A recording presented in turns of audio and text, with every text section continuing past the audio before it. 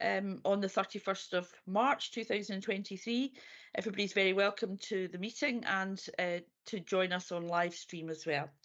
Could I just start by saying that if I do get any technical problems and can't continue in the meeting at any point, Grant McRae has kindly agreed to take over as the chair until I can get reconnected. And can I start by asking if we have any apologies other than from Paul Eady? I know he's not able to join us today. And I know that Katharina Casper may be a few minutes late joining us, but anyone else, any other apologies? Okay, thank you very much. Does anybody wish to declare an interest in any of the items on the agenda? No. Okay, thank you. And if we turn to item 1.3 now, we have the minute of the meeting that was held on the 17th of January, and I would invite members to approve this as an accurate record. Mm-hmm. Everybody content to do that? Thank you very much. Item 1.4, we have an action log looking at matters that are outstanding or to be actioned, and the suggestion is that 3 ongoing actions will come back to committee in May. Is everybody content to note that, or does anyone have any questions? Okay, that's noted. Thank you very much. And finally, in item 1, I'd ask that we take a decision on whether or not we're content to take items 4 and 5 in private. Item 4 is a minute of the last meeting of the relation to the matters discussed in private, and item 5 is a procurement matter. Everybody comfortable to take those items in private? Yes. Yes. Thank you very much. So we can start then with this first substantive item of business, agenda item 2.1. These are 2 internal audit reports that we've got from our internal auditors. The first of these is in relation to Police Scotland compliance with PAVA and airwave terminal units, the arrangements for these, and the second relates to staff absence and modified duty. So if we take the first one on Police Scotland compliance arrangements, handing over to... It's going to be Rachel, Chair, who's going to introduce Rachel. That one. Thank you very much. Handing over to Rachel Weir. Thank you. Thanks, Chair. Morning, everyone. Morning, Rachel. Yeah, so this report looks at the arrangements for, as you say, compliance with PAVA spray canisters and also airwave terminal units. It's worth, before we get into the detail, just setting out that this was a known area of weakness by management. It was an area that was put forward by management for inclusion within the audit plan, recognising that there were known weaknesses within the existing arrangements. On the face of the report, I think you can see straight away there's 9 recommendations, 7 relating to PAVA and 2 to airwave, and of those 9, 7 are very high or high risk, and you will see that there is some red in the report there.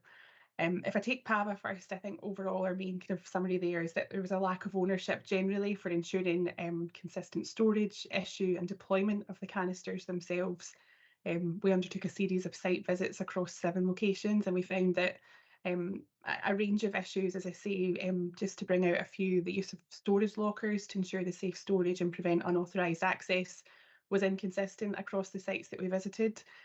Some of the sample sites didn't even have lockers in place in the first place. We also identified inconsistent or incomplete completion rates for cost risk assessments. And most significantly, I think just that overall issue of no formal governance arrangements or oversight being in place to ensure that the PAVA has been sprayed, issued and deployed appropriately. We also identified a number of issues around stock recording, meaning that there's no clear understanding across the organisation of the number of canisters in circulation or their location either. In respect to the airwaves unit, we found that processes were comparably better developed, but there are still a few issues just around the storage of the units themselves, and also arrangements for communicating the outcome of audits of the units.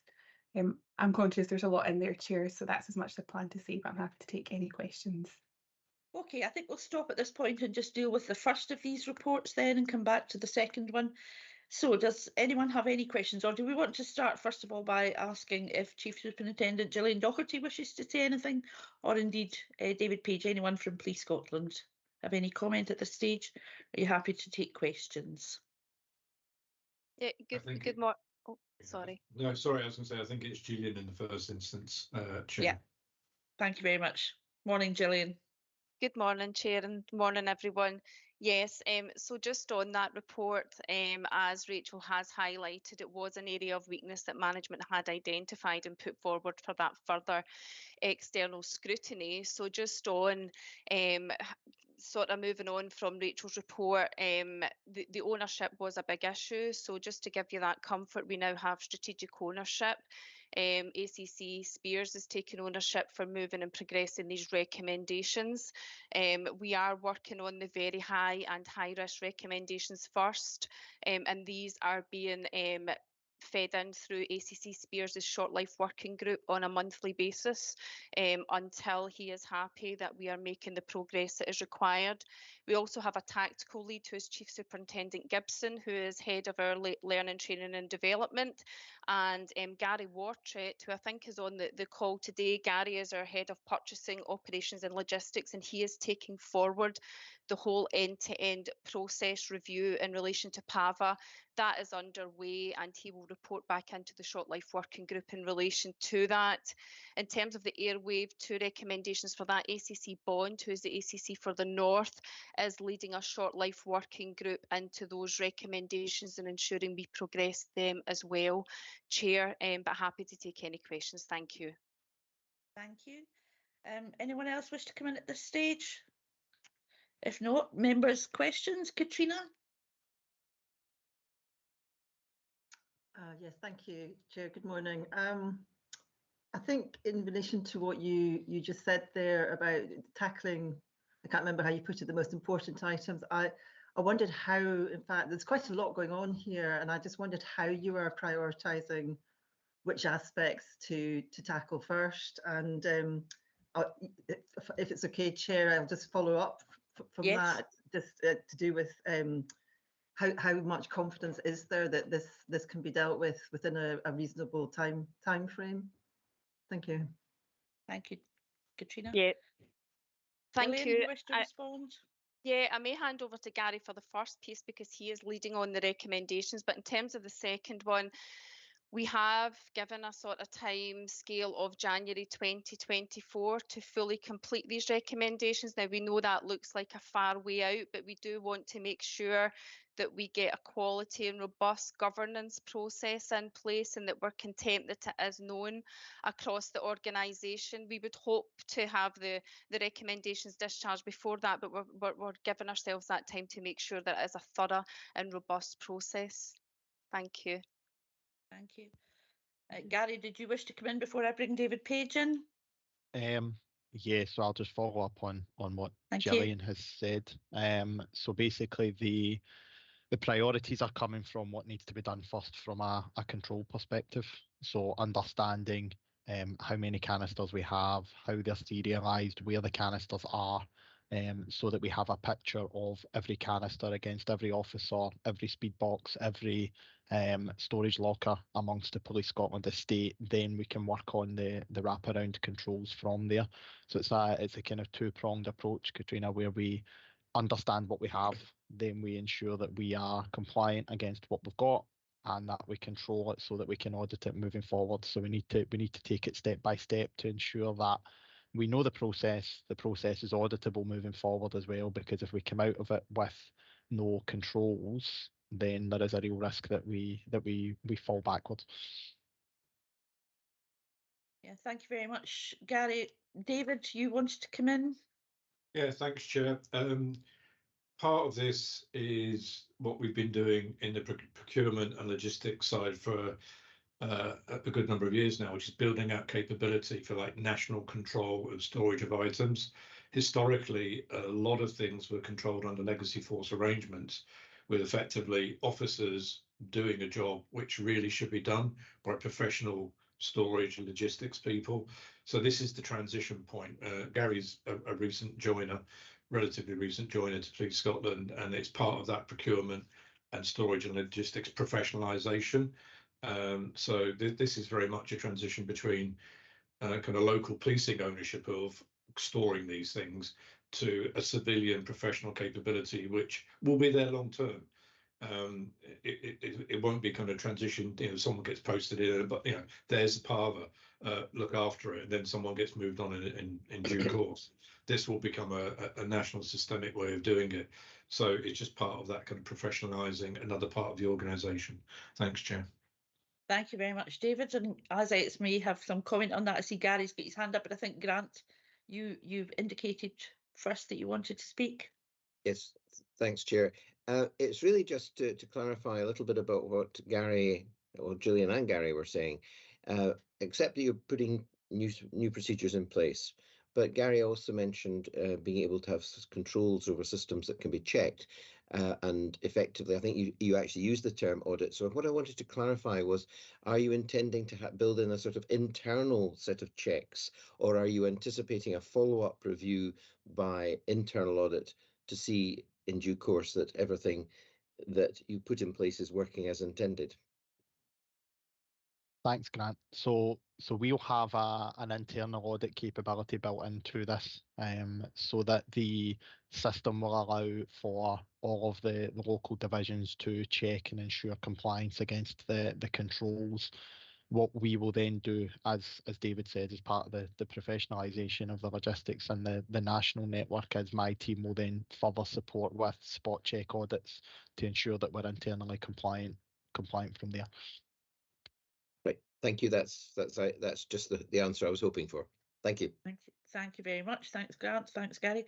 Can I bring in Gary Devlin now? Thank you, Chair. I guess the point I just wanted to make, and it's really for the committee to think about, I think, in relation to the management response and in the context that internal auditors are not professional police officers. So before I make any remark, but one of the issues in the report that captured the auditor's attention was that the PAVA spray comes under firearms legislation, and waiting till 2020 to January 2024 in that context may or may not be a reasonable time frame, and it was just to recognise that part of the audit findings in relation to the management response.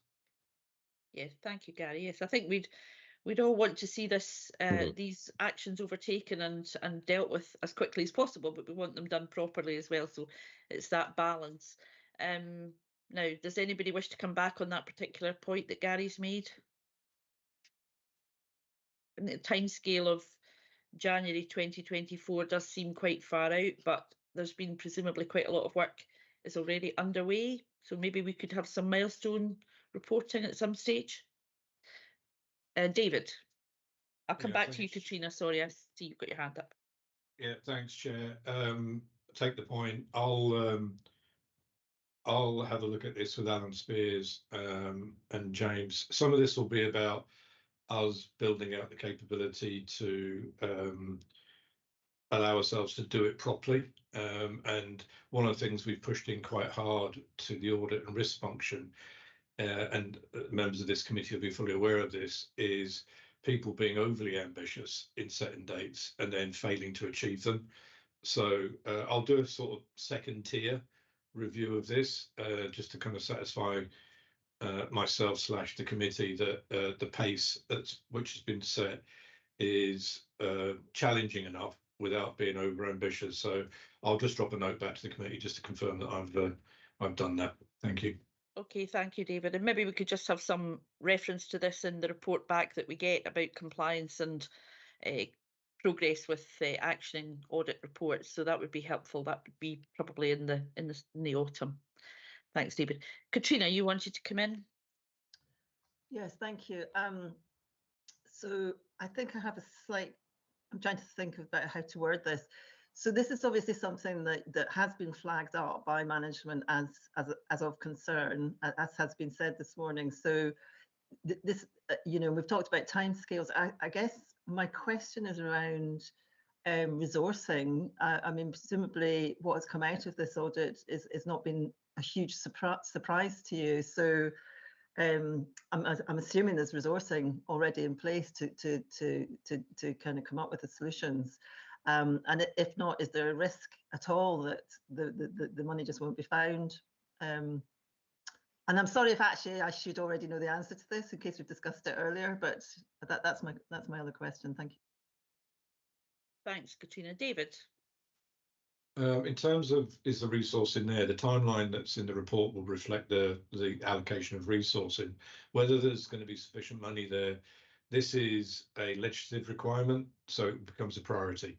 So we'll definitely have the money for it. It might mean we don't have the money for something else, but health and safety legislation, firearms legislation is always a top priority. So I can assure the committee that there will be sufficient funding for it.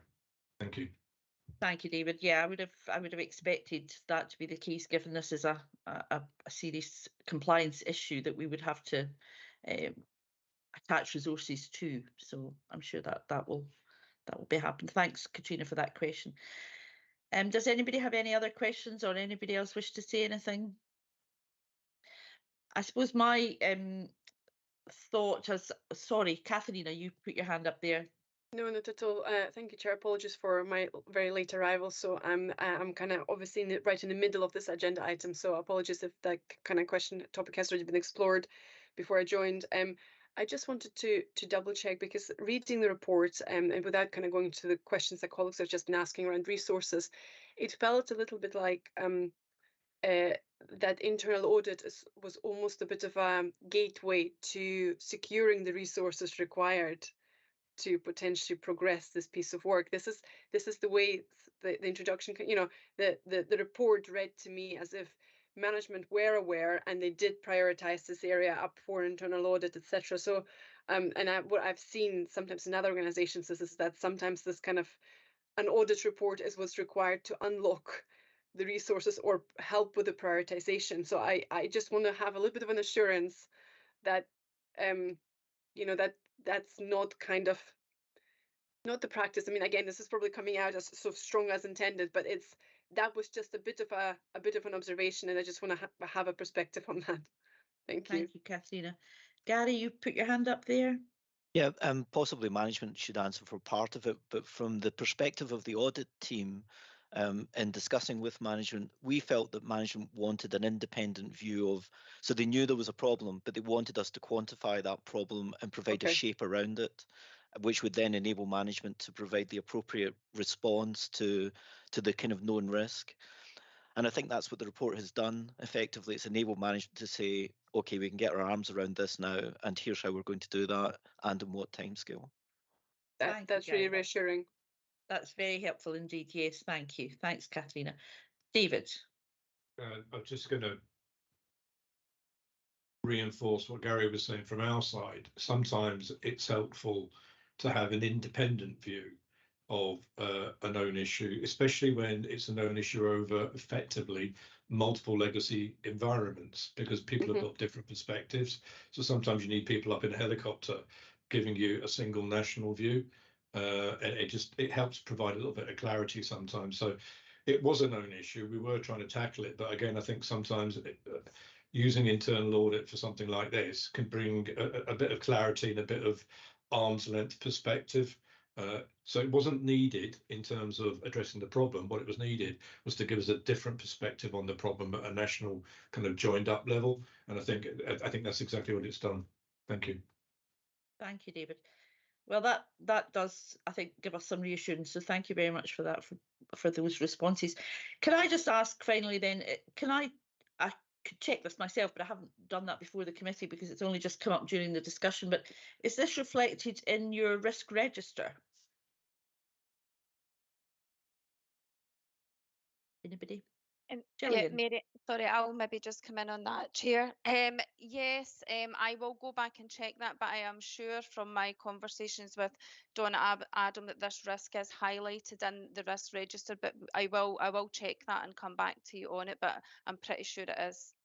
Thanks, Gillian. That gives us another opportunity to keep monitoring progress with it. It's clearly important that we get this actioned as soon as possible, and if it takes until January 24, but it's done properly, that's possibly the best we can ask for, but it would be helpful just to know that progress is being made as we go along towards that date. So thank you, everybody. If nobody else has anything else to say or any other questions, We can move on with Rachel and the second part of this report, which is the internal audit on staff absence and modified duties. Rachel. It's actually me, Chair, who's going to be introducing that. Okay. Just to confuse you, Chair. Just gave Rachel a heart attack there. Sorry about that, Rachel. So this report is another example of management identifying trends in sickness absence and modified duties, particularly post-COVID, during COVID and post-COVID, and then pointing audit to an area of known risk and trying again, I think, in a similar way to the last report, to see if we can provide a shape to what's actually happening and some insight into that. So that's what this report is trying to do, and I would say that I think that's an effective use of internal audit. That so it's not so much that you find things. I think you should find things, and it tells you that management and the audit committee are targeting internal audit appropriately. So what this report shows is that management have generally good arrangements for managing sickness absence and managing modified duties. So procedures are established, they're easy to access. Training is given to some managers on how to implement policies and procedures, and there's a clear program of that. But in that context, obviously not all managers in all divisions are following that guidance consistently, and in some cases we were identifying anomalous outcomes in relation to the implementation of the policy, particularly in relation to areas such as modified duties. We took a data analytics approach to this audit, so we tried to use lots of data to shine a light into areas of potential challenge, and the report also highlights some issues around data cleansing, and around the effectiveness of managing information going to the individual groups, and whether that's giving management all of the information they need at the time they need it to make the effective decision or change that they need to make. The report contains 11 recommendations for improvement, and one of those is amber. I'm happy to take any questions in relation to any aspect of the report. So thank you, Chair. Thank you very much, Gary. Does anyone from Police Scotland wish to respond at this stage before I ask for questions? Paul, would that be you? It would be, Chair. Thank you. Good morning. Morning. I think I wouldn't say much more in summary than Mr. Devlin has at this stage. Obviously, our management response is there, but I'm happy to take questions. Thank you. Okay, thank you very much, Paul. So any questions from any members of the committee? Katrina and then Grant. Thank you. Thanks, Chair. I think there are some aspects of this report I think are quite concerning, and so I think I'm just looking for a little bit more exploration of some aspects of it. So, for example, the training 2.4, page 16. It's there's a risk that line managers are not equipped with training to help them manage and maximise attendance, and the course, the current training is mandatory, but currently does not cover aspects of attendance management. So I just wanted a wee bit more assurance around what's going to be done about that. I mean, it kind of ties in with the Durham survey, doesn't it? That whole aspect of lower and middle management not actually maybe getting the support, the training that they need. So that was one area of concern. I think, sorry, that'll do for just now. Thank you. Thanks, Katrina. Anyone wish to respond to that question? If I may, please, Chair. Thank you, Paul. I think, as was recognised in the report, that there are specific programmes. It's the level of coverage, Ms. Stewart, and I think you're referring to also. We have noted in our management response we're working at the moment on a specific people manager development programme, which will cover all of our line managers. That's due to launch first quarter of the new financial year. And so all of our people managers will go through that programme. My team and I have been involved in the formulation of that, and it's a comprehensive range of aspects of people management skills around our policies, our practices, and how to approach people issues. And as has been touched on, the robust procedures that we have in place is the following and the adherence of those. So I think that's recognised. It's certainly recognised in terms of its scope, and that is what the organisation is looking to do in that space. Thank you. Katrina, you happy with that? Yes, no, that's fine. Thank you very much. I think we're all really keen to see this new management training rolled out, but it's not being done in response to this audit, but it will cover the issues that are brought out by the audit, I take it. Yeah.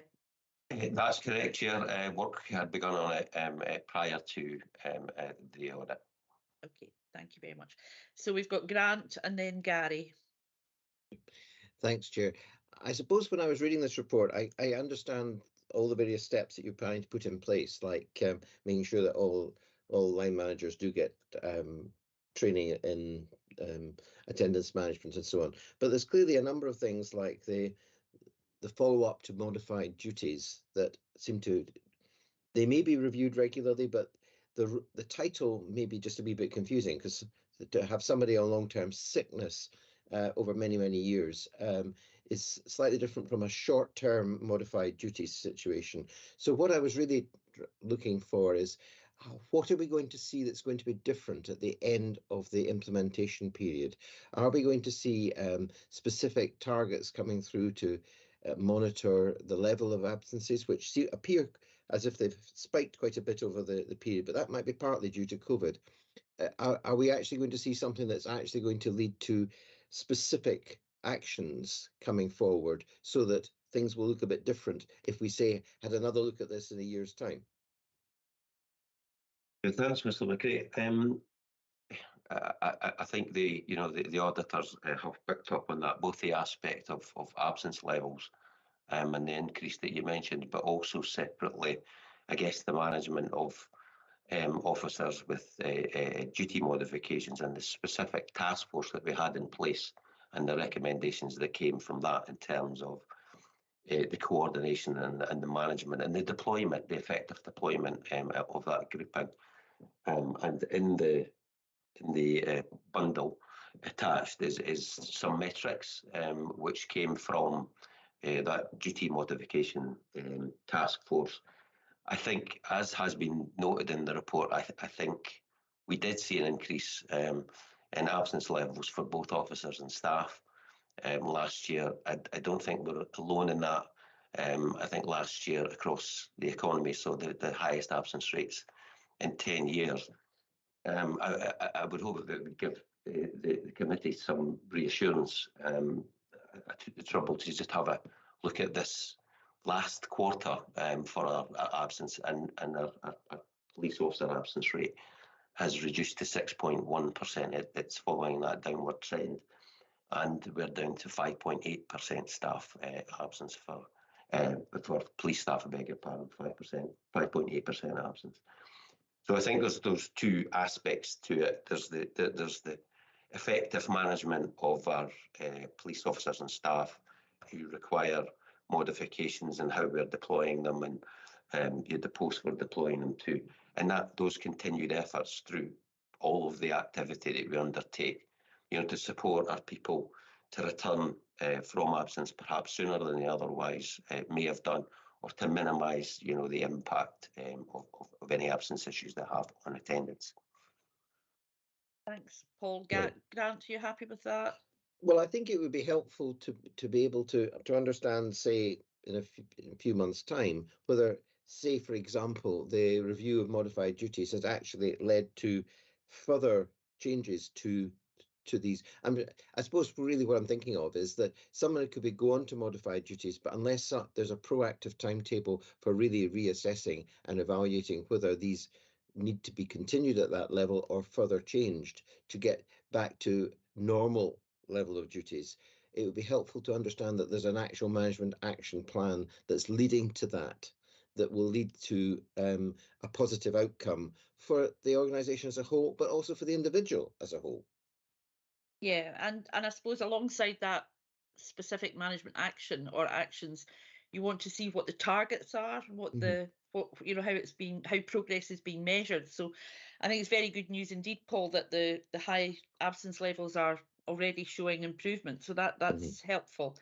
And if I don't know if you can tell me or David can tell me whether or not there is an absence management target. Many organisations would put a target on something like that to say this is what we're hoping to get down to. This would be if industry average or whatever, and that would be success. Or if that's not considered appropriate at this stage, but maybe something for further down the line.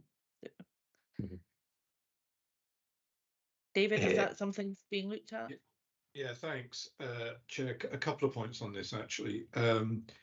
Obviously, moving down to 16,600 officers as part of the budget cuts puts more pressure on available officers. As the committee is aware, and as obviously the main board's aware, modified duties has been a long-term area of focus for us. As Paul said, we've had the task force pressing into this area. We have looked at targets in terms of what's the benchmarking, but obviously the police role is quite different to your average public sector role. We have an awful lot of assaults, which isn't standard in the public sector. So we've stepped away from putting a target on it at the moment. What we are looking at doing, and something that the stats don't show in terms of bare stats on a page, is that the number isn't a constant number of people. It's almost like on an ongoing basis, as many go out as many come in. So there's a rolling level of modified duties, and that's going to be reflective of the kind of the operational environment in which a lot of officers work. We are doing quite a lot of work as part of the new SWP approach around ensuring that we have a kind of different categorization of individual compared to what they used to be. So things like, in an officer, is it a deployable or non-deployable role? Is any job a warranted or non-warranted role? This links into the workforce mix. Deployable, non-deployable is quite important because you could have an ACC who may have 2,000 officers in their area, but if they've got 500 on modified, that might mean their deployable assets are only 1,500 versus the 2,000 that their operational base level states. And again, there's an awful lot of inconsistency across the force with this. So again, part of both pushing into the modified duty space, which obviously we're doing a lot of work on, and a lot of good progress is made by the task force. It's very much aligned to the strategic workforce plan that the new Director P&D is looking at, to really look at a better categorization, a more appropriate categorization of roles, and making sure that we better use colleagues in modified duties. And if people on very long-term modified duties, then there's got to be a question about, do we allow them to sit in long-term modified duties, or we should be looking at a different way of managing that.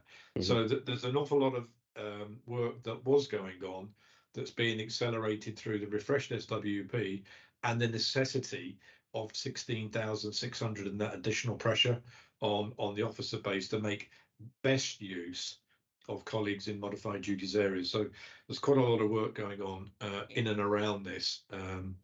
So hopefully that provides a bit more context. Thanks, Chair. Yeah.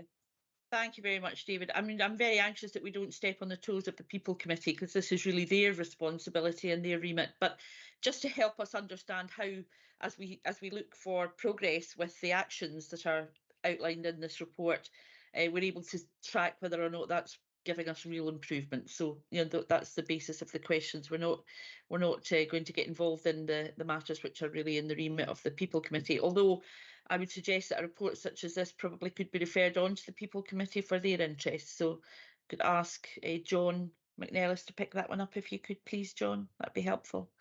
So I think it was Gary next, and then back to you, Katrina, after that. Thank you, Chair. I was actually just going to make a similar point to the one that David made. So obviously we've introduced the report which identifies compliance issues performance management issues around the area of workforce management within the service, and that all translates into cost and efficiency within the force, and part of the, obviously in the obvious budget context and the reducing officer number context, that places much more emphasis in ensuring that compliance occurs and in ensuring efficient working practices are in place, maybe without having performance targets necessarily around it. But the performance management framework should be telling you that progress has been made in all of those areas in due course.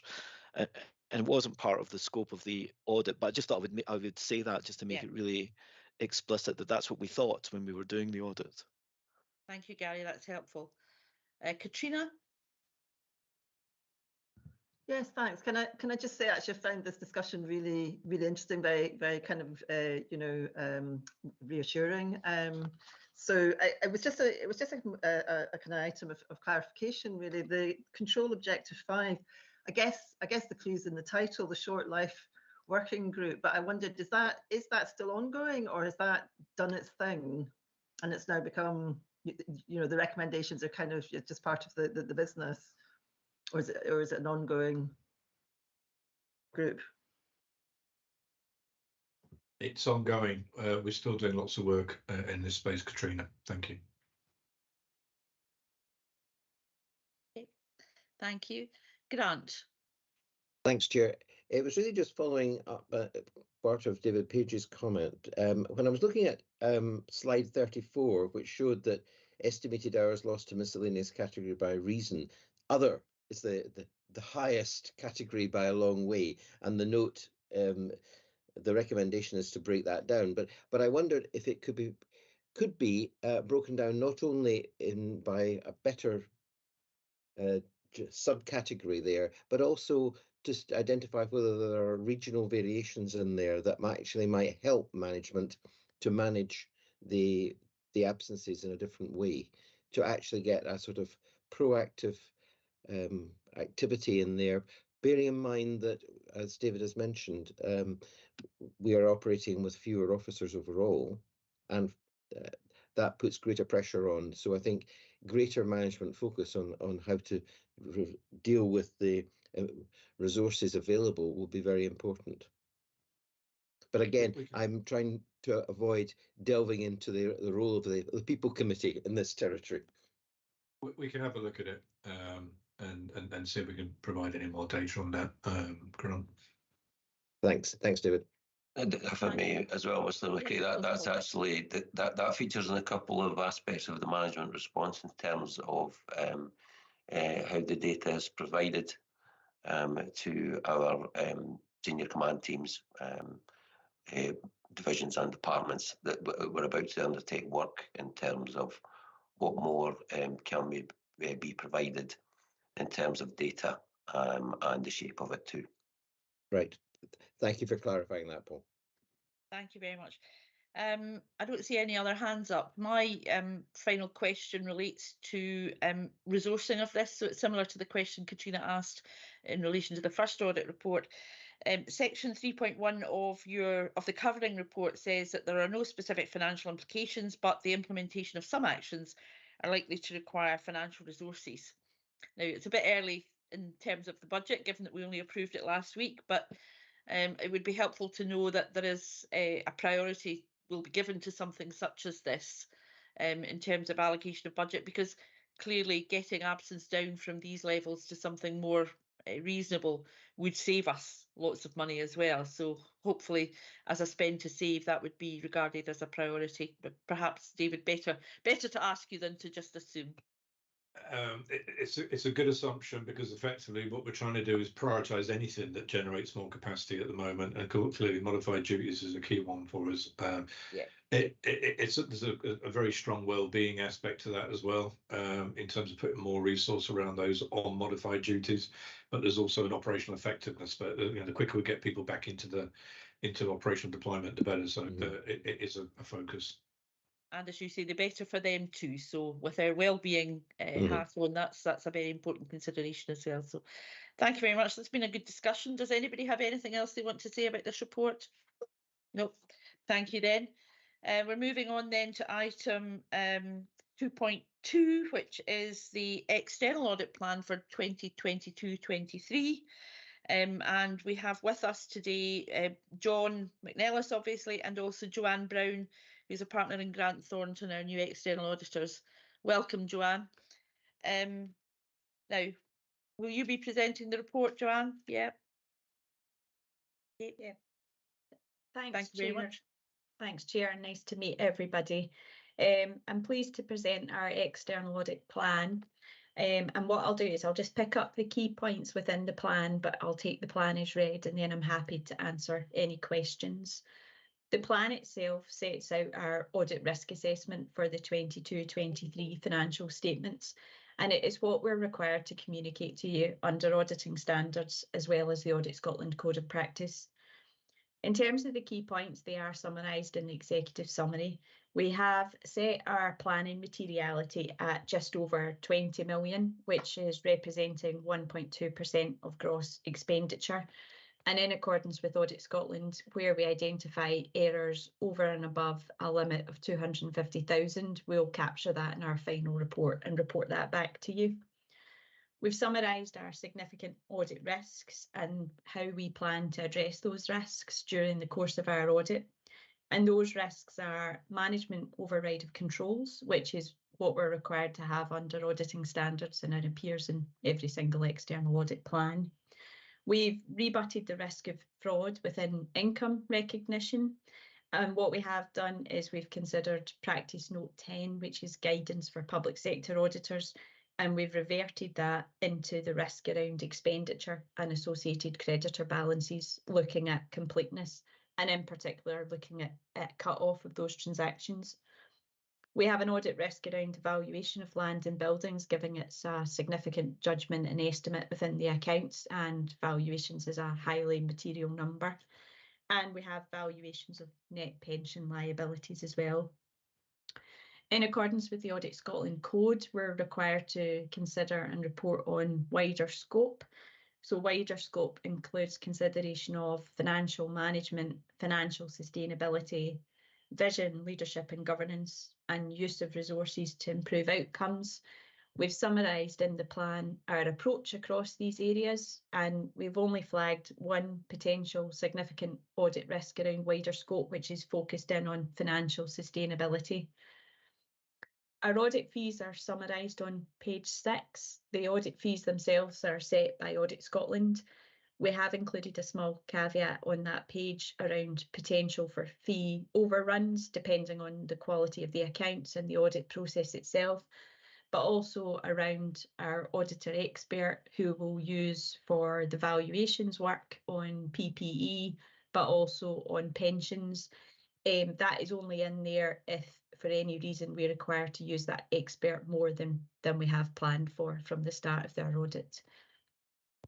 Page 7 of the plan sets out our planned audit timeline. That takes us through to signing the accounts in September, which is aligned with your prior year timeline.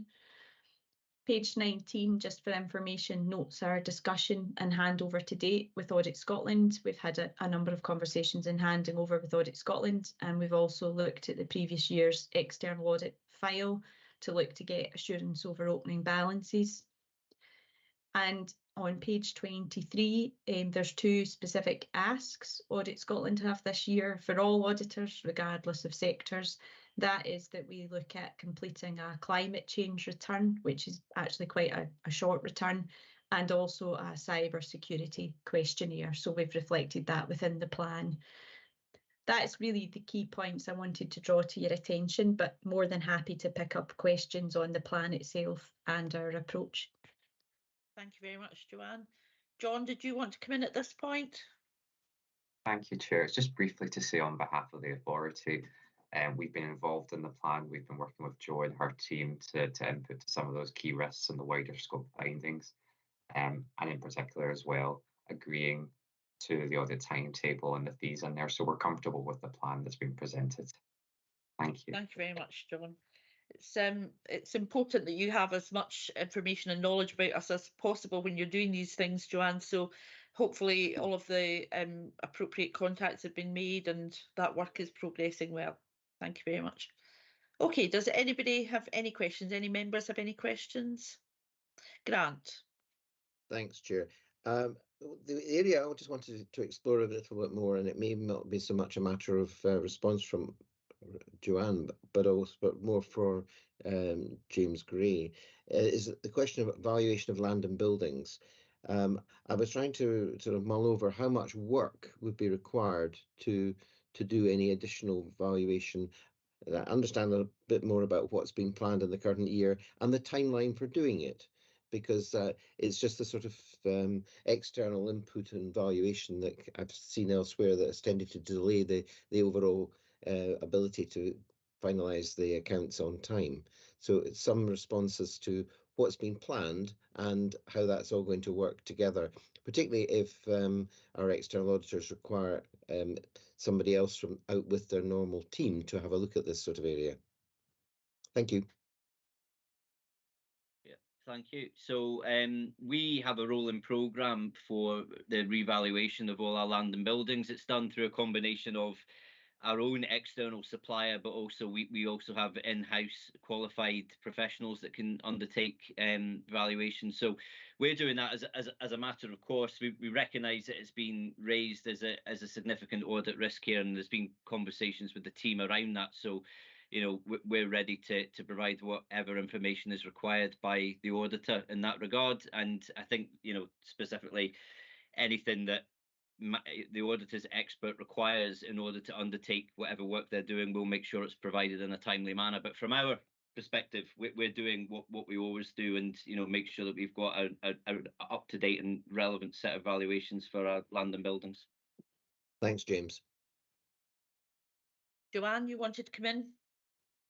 Yeah, just in terms of James's response there, we've had good conversations with the finance team around what our requirements are going to be in this area, having had a look at the sort of valuation cycle and programme of approach and the ability to look at the sort of valuation report earlier on in our audit process. It is an area that we've talked about, as we do probably anticipate a slightly different approach than you maybe had under your previous auditors, just given we're obviously regulated by the Financial Reporting Council. They review a number of our public sector work in England, and it is a very specific area of focus that they have around valuation. Whereas Audit Scotland's quality regulator's not the FRC and had a slightly different approach in previous years. So we are working quite closely with the finance team just around how to alleviate that and any particular challenges we have around our expert, that we're able to talk to management's expert. So I think that's an area that we'll continue to do early work on and focus in on early on in the testing to ensure there's not delays. Thank you, Joanne. Right. Thank you for clarifying. Thanks, Grant. Any other questions? Nope. Thank you very much then for that and for the discussion that we've had. I think it's very helpful just to see the basis upon which you'll be doing your work over the next year, and the wider scope risks in particular are very interesting in relation to financial sustainability, governance, value for money, best value. So good luck with all of that, and we'll keep in touch, and obviously we'll see you again at ARAC in future. So nice to meet you, Joanne, and we'll make sure that we keep in touch. Thank you. Thank you. Bye-bye. Item 3 then on our agenda is the work plan for the committee, and this is obviously a live document. It gets produced by Karen every time we meet so that we have an idea of what's coming forward. I think there was a reference in this to an internal audit report that we thought we were having today, but it's now going to May, so that changes. But apart from that, I think the work plan is put forward for your consideration and discussion. Any questions? Any comments? No, everybody. Oh, Katrina? Yes, I just wondered from today's conversation whether the internal audit reports on staff absence and modified duties, is that going to come up again in a year's time, or? I think we have regular reports on progress with internal audit reports probably to every meeting, I think, John, don't we? So we'll pick up that in that report. John, did you want to come in? Yeah, that's exactly right. Internal audit will conduct quarterly follow-up of recommendations, so we will see updates coming forward to that. Yeah, Lovely, thank you. Yeah, And I think the we'll other. Sorry. So I was just going to say we'll want to see both of these reports from today. Good progress being made. Yeah. And the Thanks, other one, Katrina. there's nothing put in for best value readiness, date to be confirmed, and grievance process, date to be confirmed. I just wondered if there was any progress on those. Gary, did you want to come in on that point? Is that what? No, it was a different point, Chair. Okay, come back to you then. Does anybody know about that? It's at the top of the second page of the report. Best value readiness, grievance processes, both date to be confirmed. Being in the 23-24 audit plan, Chair, so that'll be for BDO to take forward those audits. Thank you. Okay, thank you very much, Rachel. Right, okay. You happy with that, Katrina? We can ask BDO about that. Thank you very much. Gary. It may have been an EOB issue, but I guess just to give you a heads up, Chair, that because we have some red risk findings in an audit report, and you'll have another report coming to you in May, which may well also have some red risk rated findings, that will translate into an audit opinion, which is an except for opinion. So in previous years, you've had I think for the last 2 years, pretty much a clean audit opinion. And it's just a heads up, I think, from me, just to say that in a situation like that, the normal audit opinion is controls are you can have reasonable assurance over that controls are operating effectively, and then except for, and we would list the red risks. Okay, anybody want to come back on that? Okay, thank you then, Gary. That's noted. That's helpful. We've got our work plan then. It looks as though we're going to be busy for the next few months, so we'll agree that. And that brings to an end the items of